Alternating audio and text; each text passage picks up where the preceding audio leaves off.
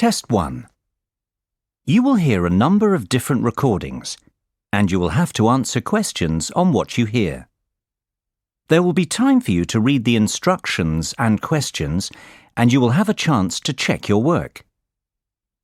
All the recordings will be played once only.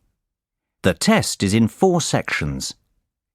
At the end of the test, you will be given 10 minutes to transfer your answers to an answer sheet. Now turn to Section 1. Section 1. You will hear a conversation about different options for travelling to France. First, you have some time to look at questions 1 to 5. Pause the recording for 30 seconds. You will see that there is an example that has been done for you. On this occasion only, the conversation relating to this will be played first. Good morning. Hi, How can I help you? I'm looking for information about travelling to France. I'm studying in Nice next year and need to go there in September. I'm thinking of driving, so I guess it's either through the Channel or by ferry. I think the ferry's a lot slower, isn't it? Indeed it is. It takes around 9 hours from London to Paris, including the overland bits. And usually it's more expensive too, unless you book well ahead of time. Then sometimes the ferry's more affordable. The answer is September, so the time of travel has been filled in for you. Now we shall begin. You should answer the questions as you listen, because you will not hear the recording a second time. Listen carefully and answer questions 1 to 5. Good morning. Hi, How can I help you? I'm looking for information about travelling to France. I'm studying in Nice next year and need to go there in September. I'm thinking of driving, so I guess it's either through the Channel or by ferry. I think the ferry's a lot slower, isn't it? Indeed it is. It takes around 9 hours from London to Paris, including the overland bits. And usually it's more expensive too, unless you book well ahead of time. Then sometimes the ferry's more affordable. How much does it cost? Well, when you take the train and the ferry now, you must buy your tickets separately. Actually, I'd prefer to take the Channel. How much does that cost? That depends on your travel date and availability of tickets, but you can expect to pay about £50 each way for the car, in addition to your passenger fares. It's not cheap. No. Will you be using your car a lot while you're in France? Not really. But I'll have a lot of luggage, so it seems like the easiest way. Besides, I hate flying. Driving is never the easiest way to get from the UK to France, I'm afraid. And of course, your steering wheel will be on the wrong side when you get there. If you're not going to need your car when you arrive, may I suggest leaving it at home and travelling by train? It's much faster, more affordable, and you can take as much luggage as you need. There aren't limits. Oh, I didn't know that about the luggage. That's good. It would certainly be more relaxing, I suppose. OK, tell me about the train. It's definitely the most popular option these days. Eurostar has now captured over 70% of the London to Paris market from the airlines. And maybe this has something to do with the fact that 92.4% of Eurostar trains run on time, against just 65% of flights on the same routes. From central London to central Paris, Eurostar is faster than flying as well. And the Eurostar is what exactly? A train company? Oh, sorry. The Eurostar is the high-speed passenger train that runs from London to Paris via the Channel Tunnel. Eurostar can reach 186 miles per hour, and the journey takes just 2 hours 15 minutes. Before you hear the rest of the conversation, you have some time to look at questions 6 to 10. Pause the recording for 30 seconds. Now listen and answer questions 6 to 10. All right, so it's easy to get to Paris, but what about Nice? It's a fair bit farther. Yes, but it couldn't be easier. There are two main options. You can leave London at 7:27 in the morning, then transfer in Paris to catch the TGV train at 11:46, which takes about 5.5 hours, and be in Nice in time for an evening meal. Or you can take any Eurostar to Paris in time to catch the 22:25 from Paris, which arrives in Nice at 8:54. It's a longer journey, but many people prefer the convenience of travelling overnight. Yes, that appeals to me. About how much does the overnight journey cost? The example I've pulled up on the computer now costs £135 return, but sometimes it's lower, as low as £97. I'll write down a couple of website addresses for you, and you can search for various times and fares on your own. Thanks, that's great. Oh, one more thing. I'll need a single fare because I won't be returning for a while. Is that going to be more expensive? No, don't worry. Singles are approximately half of the return fare, though this wasn't true several years ago, when it wasn't uncommon for a return to be cheaper than a single. Okay, this sounds good. But what about flying? Is that an option?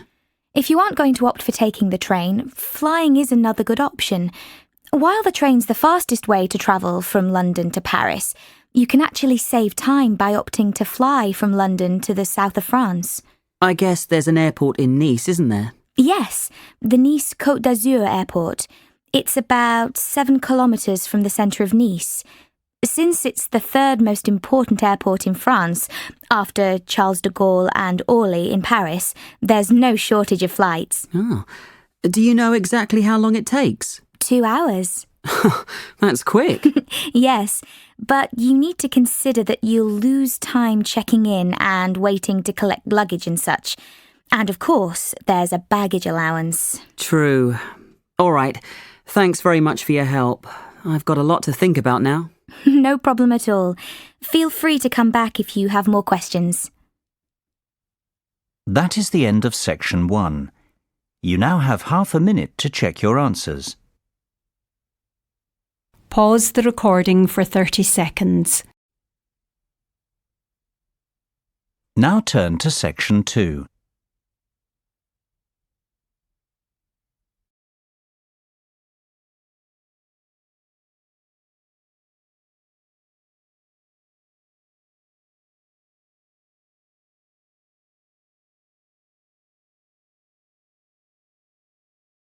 Section 2. You will now hear a guide talking about an architectural development in the city of Birmingham. First, you have some time to look at questions 11 to 15. Pause the recording for 30 seconds. Now listen carefully and answer questions 11 to 15. Good morning, ladies and gentlemen.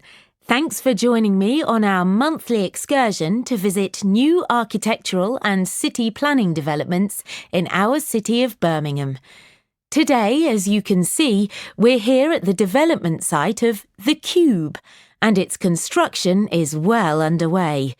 Indeed, the year ahead will be an exciting year for Birmingham Development Company and its construction arm, Buildability, as the construction of The Cube, the most spectacular building in Birmingham, continues at speed.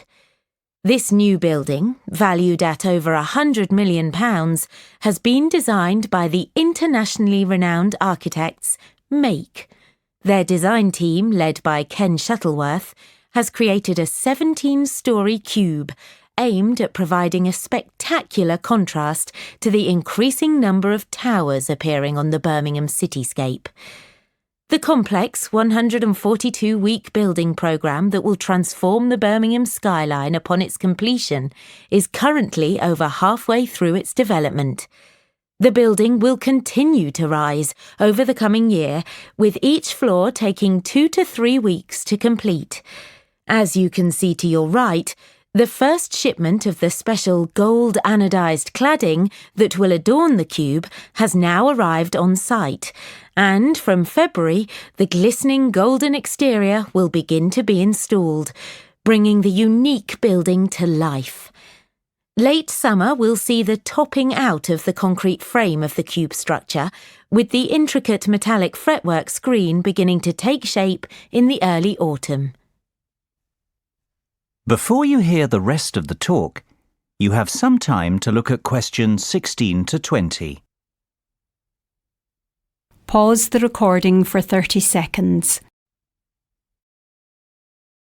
Now listen and answer questions 16 to 20.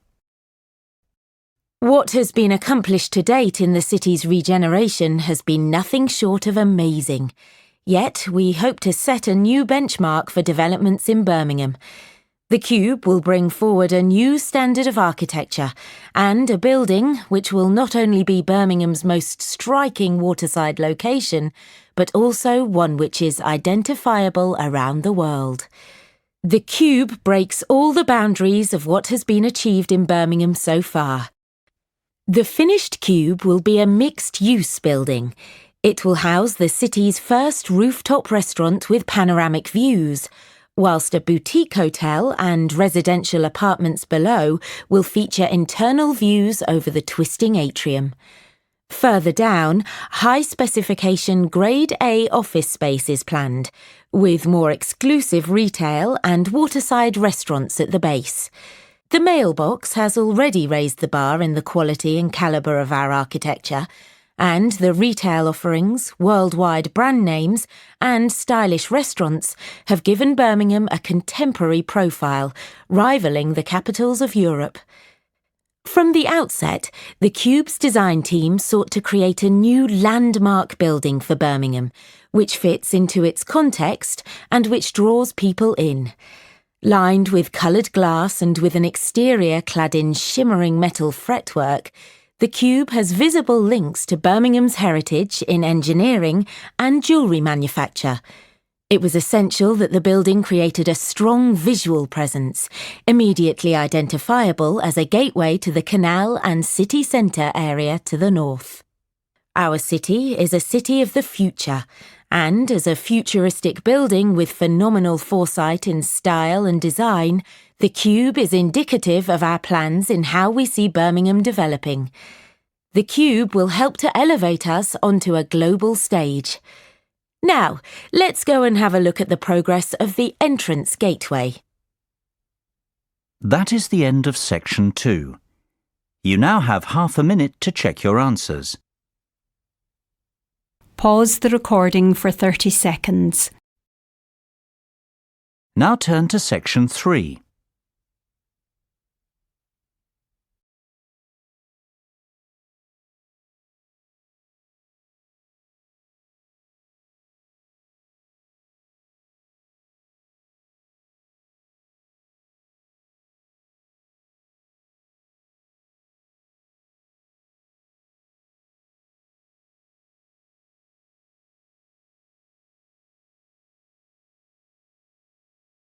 Section 3. You will hear a conversation between 4 students, Lynn, Thomas, Sophie and David. They are talking about one of their tutors, Marlena.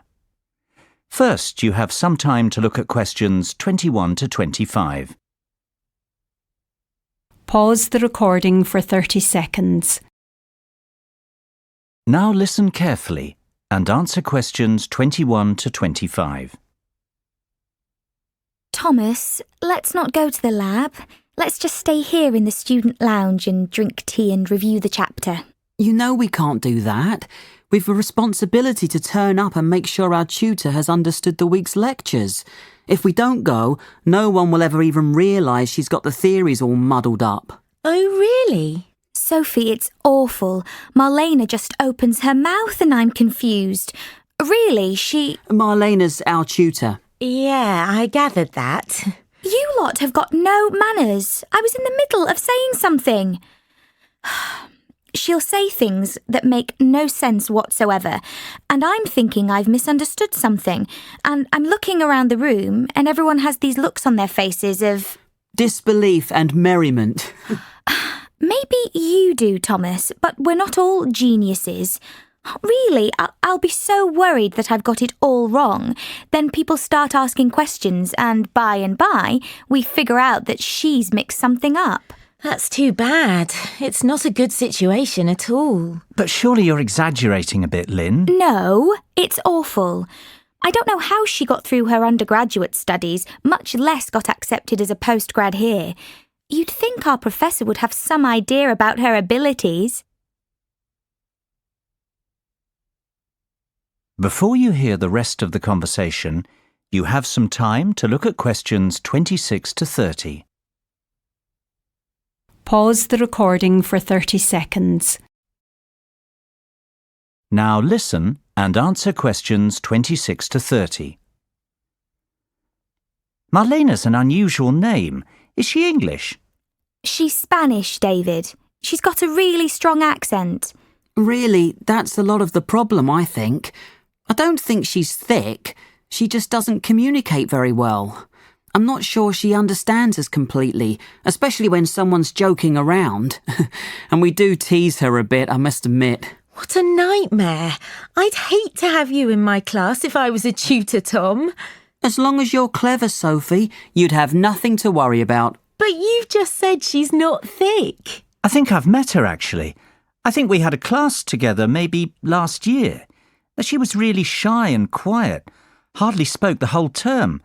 But she was always smiley and friendly. She seemed nice, actually, and I think she got one of the highest marks in the class.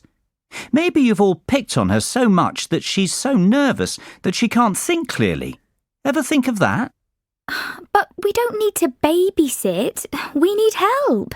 It's a difficult subject. Has anyone ever gone up and asked her for help individually?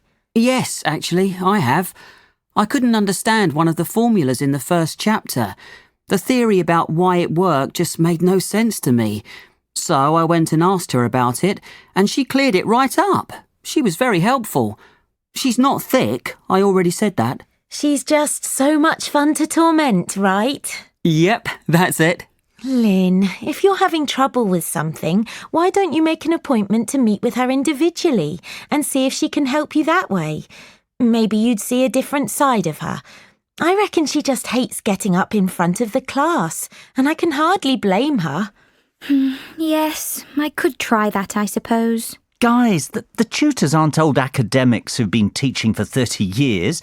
They're just like us, 2 years down the road if we're clever enough to continue with our education. I know I'd be mortified to get up in front of you lot, and I don't think I'll feel that differently in a couple of years' time. You know, we're far more experienced as students than they are as teachers. You're right, David. Really, it's more like one of our mates is trying to help us out. But you know, our mates aren't so frightened of us. Yeah, but you aren't so horrible to your mates, are you? That is the end of section 3. You now have half a minute to check your answers. Pause the recording for 30 seconds. Now turn to section 4.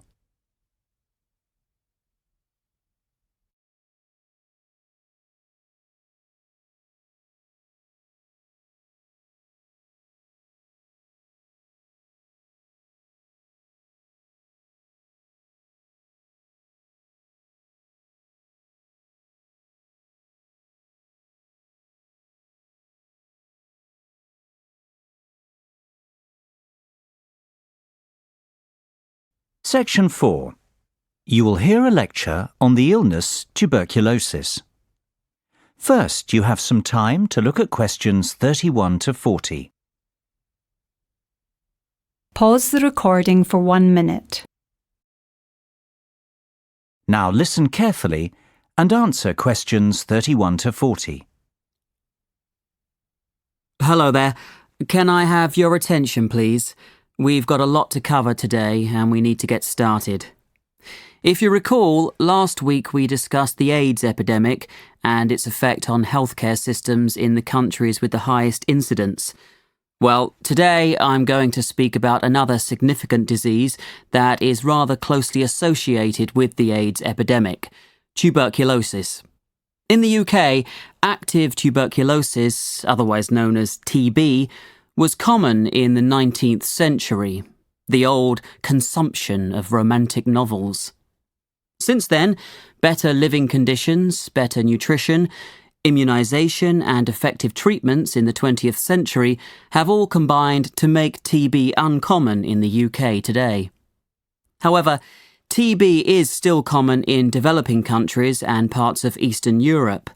It causes more deaths worldwide than any other infectious disease, about 3 million per year. This is a tragic statistic, since TB is now generally a curable disease. Overall, 1/3 of the world's population is currently infected with the bacteria that cause TB. However, people infected with TB bacilli will not necessarily become sick with the disease. The immune system walls off the TB bacilli, which, protected by a thick waxy coat, can lie dormant for years. It's estimated that 5 to 10% of people who are infected with TB bacilli, but who are not infected with HIV, become sick or infectious at some time during their life. Left untreated, each person with active TB disease will infect on average between 10 and 15 people every year. There are certain risk factors that make certain people more likely to become ill with TB. When people's immune systems are weakened, their chances of becoming sick are greater, for example, due to HIV infection, immune-suppressing treatment, or alcohol or drug addiction. Age is also a factor, with babies, young children, and the elderly being most susceptible. In addition, poor nutrition and lack of vitamin D are linked to TB. Finally, TB is more common in certain environments, such as among homeless people, among prisoners, in large cities, and in more impoverished areas. Until 50 years ago, there were no medicines to cure TB.